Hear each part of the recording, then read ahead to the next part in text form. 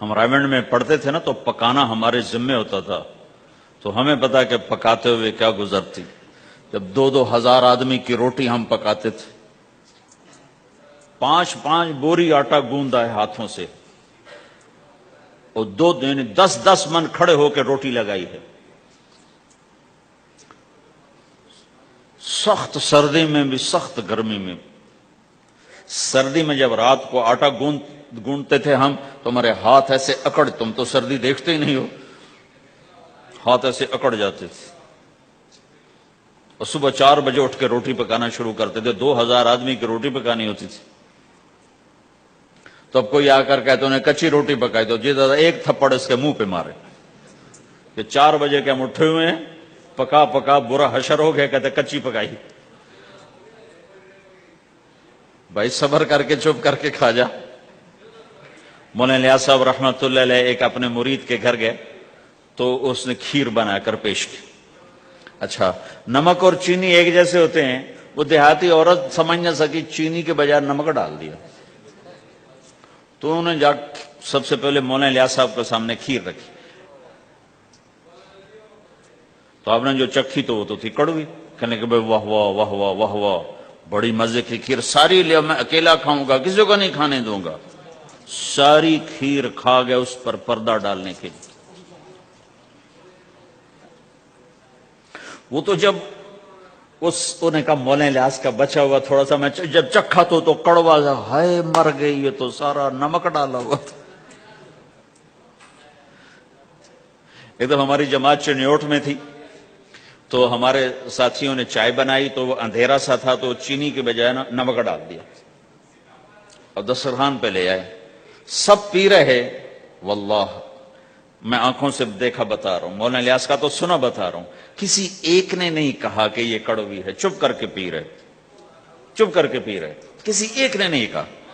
باہر ایک دیہاتی کھڑا تھا تو میں نے اس کہا چاچا آتے نو چاہ پہ ماما. وہ آ گیا، اس نے پہلا گھونٹ بھرا ہوئے تھا کوڑی ہے، اس نے بانڈا پھوڑ دیا. پھر سارے ساتھی ہنس پڑے کہ چاچا ہم نے تو پردہ ڈالنے کی کوشش کی تھی خدمت والوں پر تو نہیں پردہ چاک کر دیا، بانڈا پھوڑ دیا. کیا خوبصورت تربیت. 8 سال ہم نے دیگیں پکائی ہیں اور روٹیاں پکائی ہیں رامنڈ میں پڑھتے ہوئے.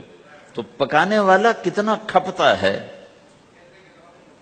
مفتی زین العابدین صاحب رحمۃ اللہ علیہ ہمارے بزرگ تھے، بڑے نفیس، تو وہ روٹی بڑی نفیس کھاتے تھے.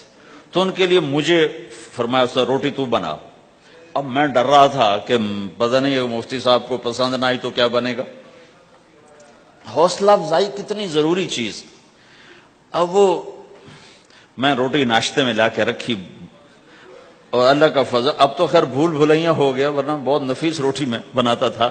ایک دفعہ میں گھر میں تھا تو رمضان کا مہینہ تھا تو کسی کی آنکھ نہیں کھلی، گرمیوں کا رمضان، تو میری آنکھ کھل گئی تو سب سوئے پڑے، نوکر بھی گھر والے بھی. تو میں نے کسی کو نہیں اٹھایا، چپ کر کے جا کے پرات اٹھائی اور روٹیاں پکانی شروع کر دی. جب ساری روٹیاں پک گئیں، آخری پیڑا میرے ہاتھ میں تھا تو میری بڑی بہن کی آنکھ کھل گئی. اس نے دیکھا تو میں روٹیاں پکا رہا. کو تیرا بھلا ہو جاوے، ایک ہی کیتا. میں کہا روز تم پکاتی ہو، آج میں پکا کے دے رہا ہوں، اس میں کیا ہے. تو میں نے روٹی پیش کی نا تو مفتی صاحب نے 1-2 لقمے کھائے تو میں وہ کھڑا سے کانپ رہا، پتہ نہیں اب کیا ہوتا. کس نے پکائی ہے؟ میں نے کہا جی میں نے پکائی. ماشاءاللہ بہت اچھی پکائی. تو میرا دل اتنا بڑا ہو گیا. حوصلہ افزائی کرنا، برائیوں کو. ہماری معاشرت کیا ہے، 100 خوبیوں میں سے ایک کمی کو نکال کے پکڑ لینا اور 100 پہ کاٹا. 100 نظر نہیں آتی، ایک کمی کو پکڑ کے اسے اچھال رہے.